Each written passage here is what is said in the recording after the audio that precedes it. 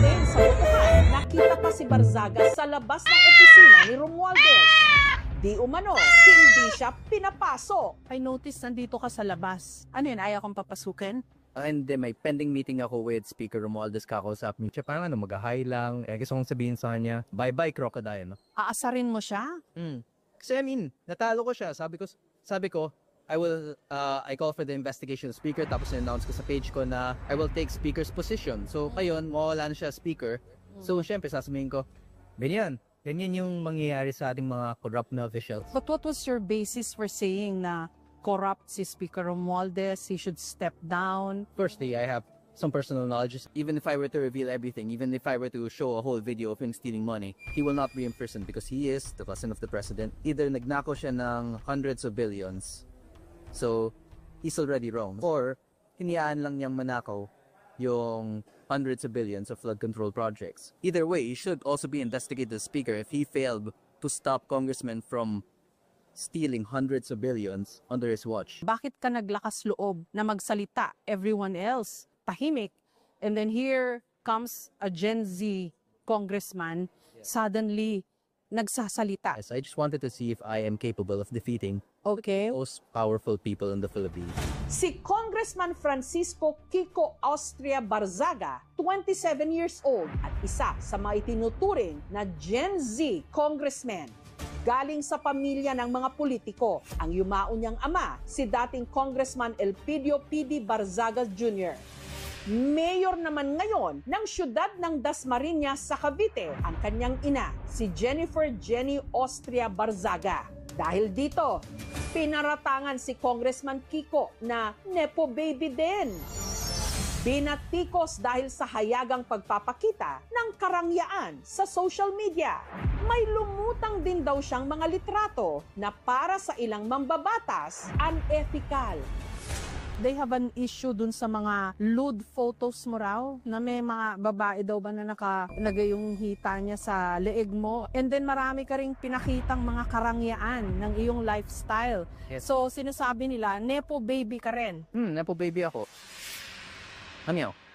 Kasi if Nepo baby is like someone who's a son of a congressman or of a mayor or part of a political family, then by all means, I am a Nepo baby by that definition. O pero bakit ka nga nagpapakita ng mga karangyaan? Congressman ka. That's being insensitive. I think that's the issue dito sa mga Nepo baby, di ba? Insensitive, and pinapakita nila yung luxury items nila na malamang galing sa hindi tamang gawain. So you're bunched together with them. You don't mind?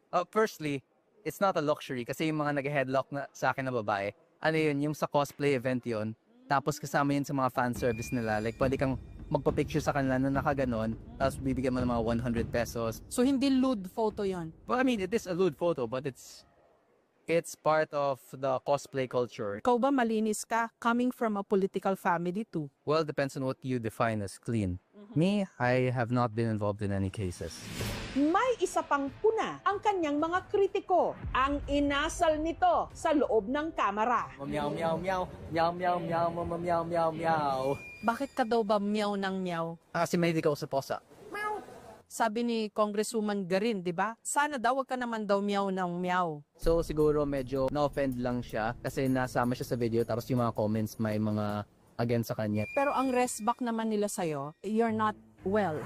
Di ba si Congressman Puno was insinuating that you may not be mentally fit. First of all, si Congressman Puno hindi siya isang doktor or any form of medical professional, so he has no basis of saying that. And secondly, siguro crazy talaga ang nalaban kay Romualdez nung panahon na yon last week. Kasi siya yung pinakamalakas na tao sa buong Pilipinas noon. Siya at si Marcos. Silang dalawa yung may control ng buong budget. Like sila yung pinaka-mastermind ng lahat ng masamang nangyari. Going against them, parang it's political suicide. And it's not just political suicide, it's also personal suicide. Kasi baka mamaya patiin nila ako or ipakulong nila ako. There's only a crazy person could do such a thing, But sometimes it takes crazy people to change corrupt systems. Pasensya ka na, Congressman Barzaga. I know there's data privacy, especially when it comes to your condition or your health, di ba? But you're a public person, you're a congressman. So can you categorically state ano ba talaga ang the state of your mental health, if you can say so? Well, I have not been diagnosed of any.